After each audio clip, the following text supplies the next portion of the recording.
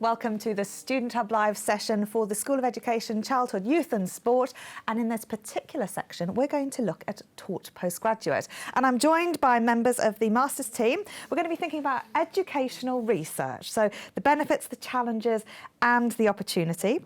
So I'm joined by Kris Stutchbury, Alison Fox and Sarah Badger.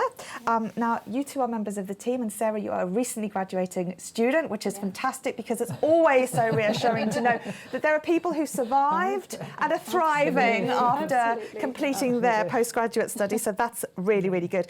And we're going to talk about research and theories that have shaped practices and beliefs. And we're going to spend some time thinking about real-life examples from all your different areas about how that sort of works.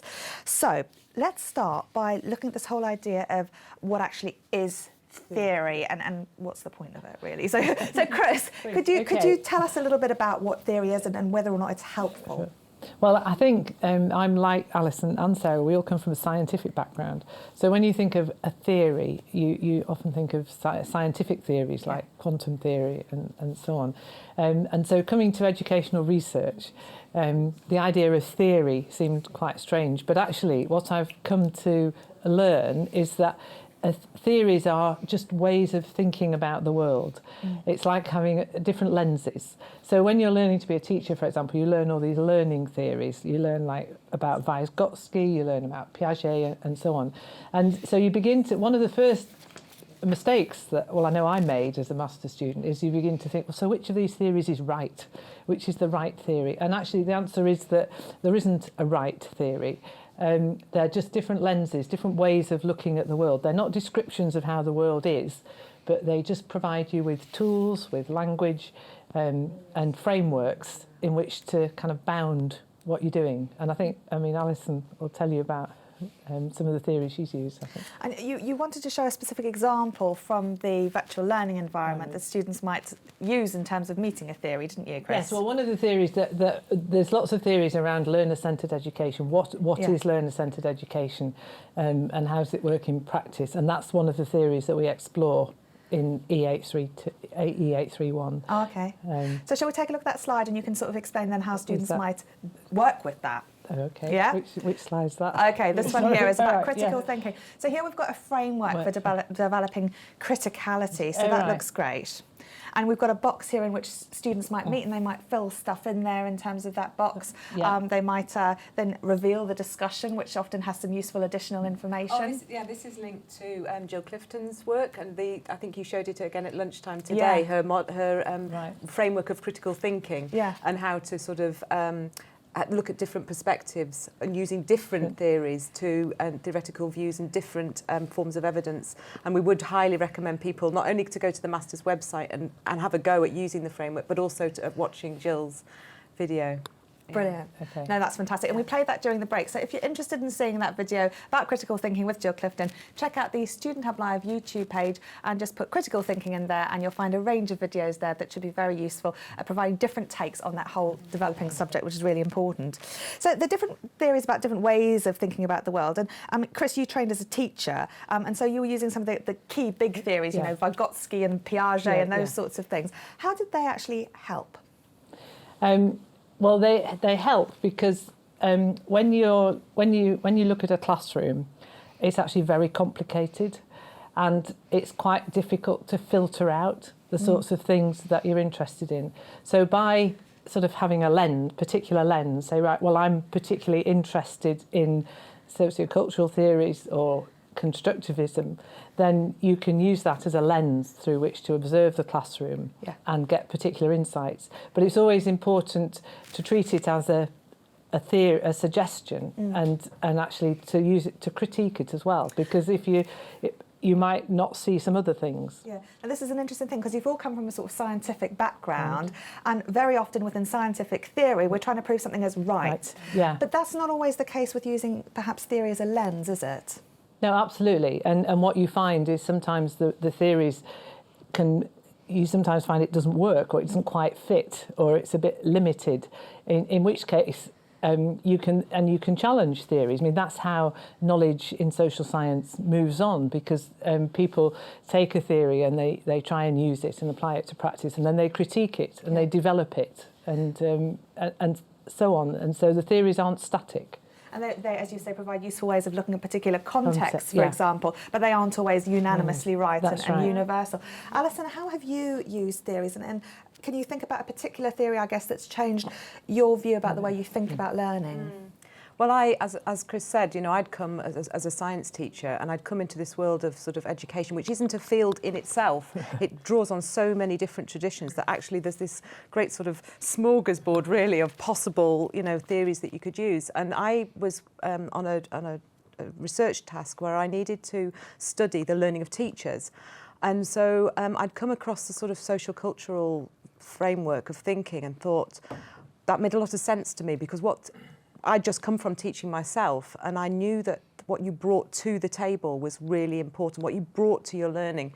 And so social cultural theory sort of recognises and sort of acknowledges the value of people coming to their learning with a learning journey already in mind, and in their heads and in their thinking and in their practice. So it affects how they work with one another and how they socially engage. And so I started to use this. Now, I think the challenge that we all have is that these frameworks aren't written in a sort of very accessible language, and they can be very, inaccessible. So you can read a lot about social cultural theory, but it's always abstract. And so you're reading this very theoretical paper and thinking, but I need to use this theory. I need to actually collect, design a study and collect some data. And so that working from the abstract to sort of making something practical is a real sort of task that you need other people to help you with, don't you? You need some people to sort of give you confidence. And we can move on to talking about this, but we were talking about this earlier, about the way that you sort of learn about these theories as a sort of language where you read it and and then you have to make it your own, and you have to take away what you can take away from it that will be useful. And it was very powerful. It was very powerful in having designs that actually valued talking to people about not just what they were learning now, but why they were finding certain things important, why they were learning and interacting with one another in a particular way. So very useful having insights, but then, as Kris has said, it then starts to have some limitations, because you're only looking, at the social learning, and you're thinking, well, okay, but what about, people who are studying, and taking on these practices in their individual classrooms? And so you start to sort of think, well, okay, I might need different ways of thinking and looking at, and it raises new questions which you go off in a different direction. But it can be very powerful because it allows you to sort of focus with a set of thinking tools. I think sometimes, Kris, you talk about putting thinking hats, don't you? Yeah. And think, so you can put on this hat of this particular frame, and then you can follow it down to see where it takes you, and it can be very useful. That's a really nice demonstration of criticality, isn't it? And the way that you've actually been unpacking something and thinking about how it's useful. So moving on to you, Sarah, then, in your dissertation, you've clearly needed to use some theories. How have you used those, and how have you selected them, and how have they helped practically make sense of the world? So my dissertation, I perceived that there was a problem at school, in as much as that we had some new middle leaders coming into the school, and they didn't know the school, and what the problem was that we didn't know how to help them to enculturate themselves into the school. So I looked at the challenges for those middle leaders, and so I was looking at leadership identity, organisational culture, and I was also looking at the development of trust and how a new person coming in can build up trust with their team members. And then on top of that, once I'd looked at those challenges, I then looked at the theory from continuing professional development, CPD, to see what that could add, and looking at some of those frameworks and picking from those frameworks to see how that could inform my recommendations to the school. And so hopefully next year we're going to be putting in place some of those recommendations and taking those on board to help new middle leaders settle in more quickly, really. And so has that theory been sort of useful, I guess, in terms of establishing some credibility as such for those recommendations that you've then had as a result of that work? Yes, absolutely, because I feel now that I can go to the head teacher and I can say, well, this is what I think, and this is the research that backs it up. So it's not just me talking off the top of my head, it's not just what makes sense to me, it's actually backed up by published theory. So it has a bit more has a bit more sway. Yes. No, and this is important, in particular when you are researching something quite specific, because one doesn't want to just have an opinion on it. It is, as you say, important to be backing that up with evidence. Yeah. And I think that is the richness of master's study, that what we're offering is that you're coming with these working theories. Everybody has, you know, in their practice, they've got rationales for why you do this or that or make these decisions. But we don't often have time and space when we're a busy practitioner to actually articulate those. We haven't got a language for it, and we haven't got, you know, we don't know what we can relate it to. So when you're on a master's course, you're offered these tools, these try and think like this. Does this make sense to your world? Does this make sense to your world? Oh, and does this bring any insights into how you practice? And you're giving a sort of set of tools and a language, really. And I think, you know, we'd all say how important it is to talk about it. So you can got the critical reading, and you've got the reading and the absorbing of, oh, that makes sense to me. Oh, that's interesting. Oh, that sheds light on, you know, what I've just experienced in my classroom. But then actually to then have the confidence to use those words and use them with some real power, like you were saying. If you go to the head teacher, not only have you got to use these words, but you've got to use them in a way that makes sense to them. So you've got to help them move from where they are to this really, and people have done a lot of work about really unpacking what that means, that word. So it's not a loose, fuzzy sort of term. It's a really sort of precise concept that people have really worked hard at thinking about. This is the best name for this. And if you want to talk about this or work with this, then use this way of thinking. But also when you're reading, you find theories that contradict your original preconceptions. And so I was reading about things and I thought, oh, well, I hadn't thought about that before, or, oh, well, I didn't think that was right. And then that sort of pushes you a bit further and really challenges what you think about things. Or you read things that could seem at first instance completely incomprehensible. Yes. And they use very wide theory. And actually, you've made me think of the story. I've just finished a doctorate, and I came across critical realism as a way of thinking about the world, and it was impenetrable. But somehow I felt, my instinct was this was common sense, and this was the way I thought about things. And actually, I thought, in order to learn about it, and I applied it to some real life problems, and I applied it to the problem of caring for my aunt. And my sister and I were disagreeing about what was the best course of action, and I thought it through using critical realism and convinced we came up with a course of action. So it wasn't part of a master, but it helped me by trying to explain it to her. It helped me to understand it. And I think that's so important. It's one of the things that I think students sometimes find quite hard to engage in the online discussions and the forums and so on. But we have module forums and we have tutor group forums, and the students will have lots of opportunities to practice writing out these, sort of practice articulating the theories for themselves, and shouldn't be frightened of saying, writing on the forum, I don't know what to make of this one.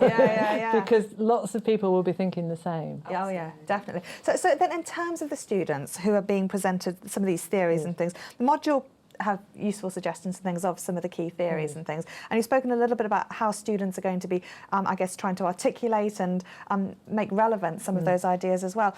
But it's very important, I guess, to find a language to be able to challenge, because while you can validly say, I don't understand what this means, it may not be very useful as a contribution. Absolutely. Because someone might just copy and paste it again. So I guess it's about thinking about how we are critical about things where we don't understand certain arguments.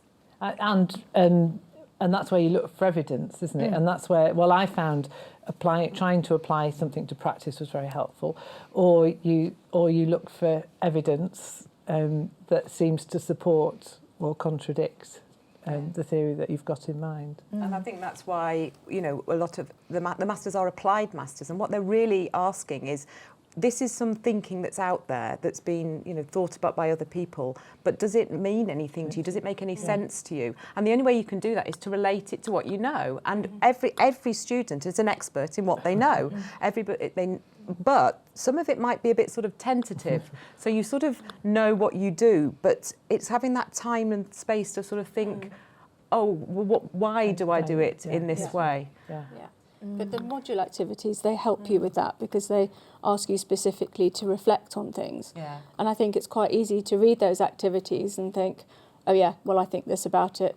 But if you actually write it down, then you've got something that you can later pick up on and use in your assignments, which that was something I found really useful. So all my reflections, when I read them back, I thought, oh, did I really think that? Gosh, that was rather good. I'll put that in. And I think we're increasingly building in collaborative tasks to really, we understand and we appreciate the challenges, and we've been thinking about that very carefully in the design of the modules, of people studying at different times and places and with different busynesses. But we really think that, and students are now telling us, because when they've tried these collaborative tasks, so we've got, for example, on EE830, we set a whole set of learning theories up in sort of different rooms and ask people to walk through the rooms and then together create a sort of med talk. And people sort of said, well, that's an incredibly challenging thing to do. A, because we got to talk to people in a way that I haven't actually quite got as far as, feeling comfortable in doing that. But everyone in their end of module assessment have said it was the most powerful because it forced people to sort of articulate what they didn't know and did know and hear different perspectives and then come up with something and create something new that they felt really proud of. Yeah. I mean, how was that then for you in terms of this idea about, you said students are an expert in things that they know. When they're discussing things then, I mean, there's such a wealth of students you've encountered, like in your journey, from such a wide variety of organisations and settings and things. How did their contributions sort of help shape your own thinking? Well, I think different people, so you've got people on your course who might be from a multi-academy trust or from a tiny nursery. You might have people in nurse education, army education. So people with a whole array of different experiences and they just bring a different perspective on things. They will read the same article and think something very different about it. And then when you're talking in the forums, you read somebody else's comment and you think, gosh, that's a different way of thinking about that. I hadn't thought about that before. How might I use that in my practice? How does that relate to me? Maybe it doesn't relate to me, but it's different. Different light shed on it, totally. Yeah, and discussing is a really important part of that learning. And I think one of the initial challenges is that you worry as a student. Well, certainly I remember feeling that you read somebody else's and you think, oh gosh, they're right and I'm wrong. And actually, it's absolutely not the case. And we've all got different experiences, and everybody's contribution is equally valid. Yeah. So there's the importance of theory in learning, but theory is also incredibly important in research. I mean, we sort of touched on that. And Kris, you'd mentioned before about some of the ways that you use theory, but you've also used theory in other different ways, particularly your ideas about learner-centred education, and some of that's in the module. But can you tell us about the role of theory then in terms of embedding research? Yeah, it's understanding theory is really important for sort of setting up your research and providing boundaries for it. So we have the best way to probably explain it is we have an activity in 831 where we present a problem, a research problem. It's the task is there's a new national education initiative, and you need to, as a group, you need to sort of work out how to research it. So we encourage the students they have to actually think about, well, how am I going to think about this problem? And there's different research paradigms that they can use, and so they have to work together and say, well, actually, if I've got this hat on, if I'm taking this view, then these are the questions I would ask, and this is how I would research it. But and so if I was a positivist, then I'd do some big surveys, I'd collect lots of numbers and that sort of thing. Whereas if I was an interpretivist, I'd be more interested in how people felt about the changes, how it impacted on their lives, and so on. So how your theory about how you see the world, your sort of big theory, if you like, really shapes the whole of your research project, because it defines the sorts of questions you want to ask, and then the methodology you'd use, and then the data collection methods that might be appropriate. And that's really, really helpful, because the biggest challenge in social science research is pinning down coming up with one question because it's just being focused. I mean, that was a constant refrain to me in my first year of my doctorate. Well, what's your focus? How are you going to focus? And it changed every week until I'd found this critical realist framework. Right, okay, so that's how I need to think about this problem, and it therefore helps you cut out some of the periphery stuff. So in this module, we learn the students will learn about the different research paradigms and the different ways of framing research. So when they move on to the dissertation module, then they'll be in a good position then to select one that's appropriate for them and their problem. In all the stage three modules at Masters, you are able to do a project of your own that's something that's really meaningful to you, something that's, as Sarah's just illustrated. And so words like paradigm, I mean, you're going to have to engage with some of that research literature, and what on earth does that mean? And how will I ever use it? But it's making it practical. It's making these theories practical by applying them. I mean, it just means your worldview. And but then how do I explain what my worldview is? Oh yeah, it's hard. But that's what you're supported with all the way through the Masters. I hope Sarah agrees. Yeah, no, absolutely, absolutely. I just remember looking at the words ontology and epistemology with absolute fear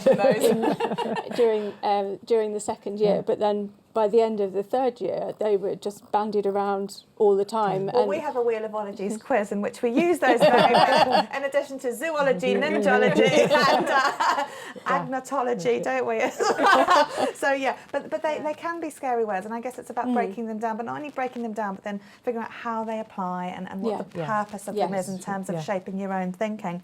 But we were talking a little bit before about support, and I think this is a really interesting area as well. So I'd like to talk about the way that students are supported, both I guess in terms of support from other students and opportunities to engage in modules and discussions and things like that, Sarah, but also in terms of, I guess, qualifications support, the subject websites and things like that as well. So how have you felt supported as a student? Well, one of the very early things I did was I engaged with the Open Learn, I think it was called Succeeding in Postgraduate Study.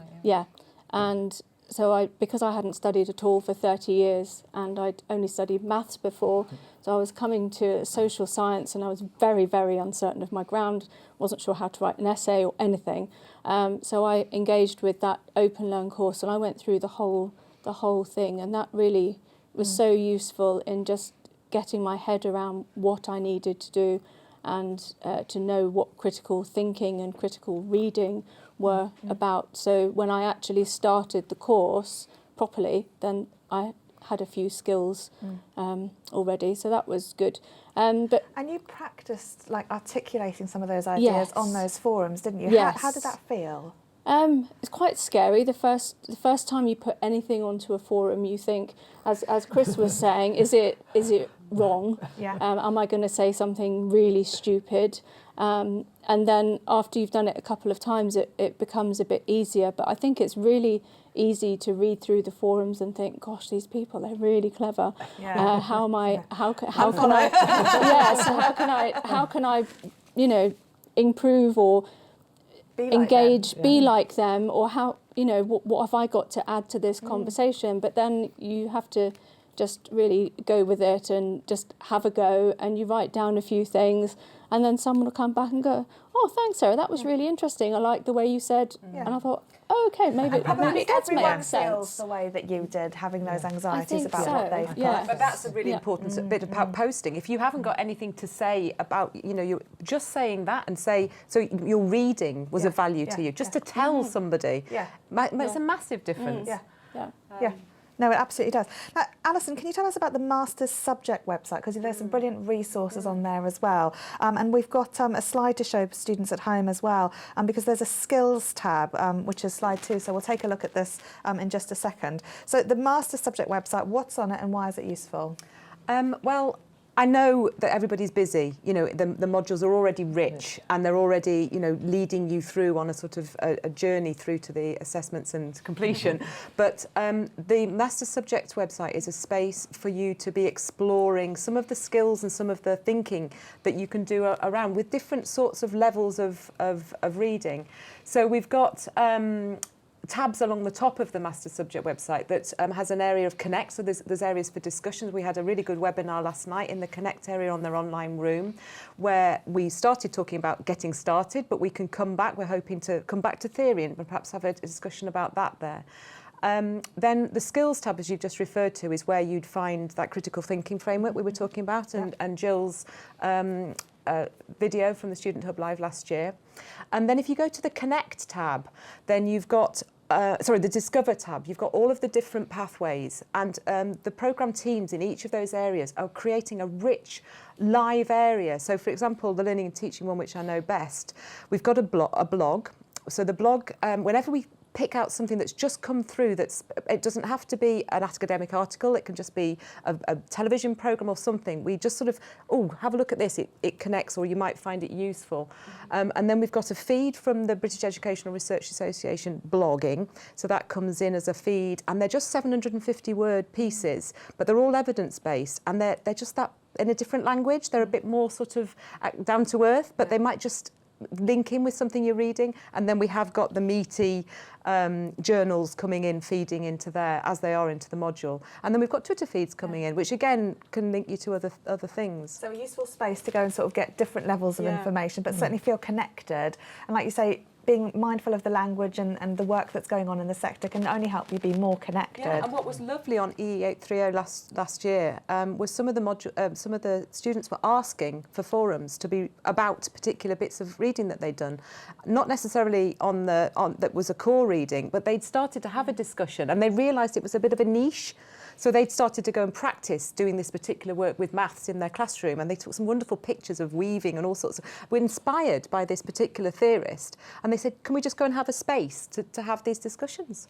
So it was brilliant. Now, did you use any of these resources, and what did you find useful? I didn't use very many of those F71s because I wasn't very aware that it was there at first, and I think we've said that it's just quite new, actually. Yeah, and it's an underused... Yes, I did. Lucky you at home. Yes. But you've been evaluating.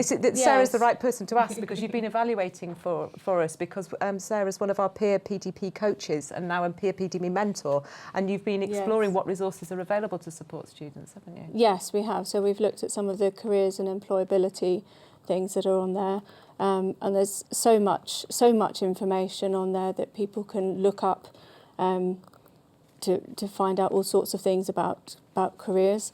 But also within the whole PDP thing, there's so much on that website about your personal development, about academic skills. So all of the different aspects of personal development, it's all there, and you can just trawl through and find lots of things. There are some very embarrassing videos on there.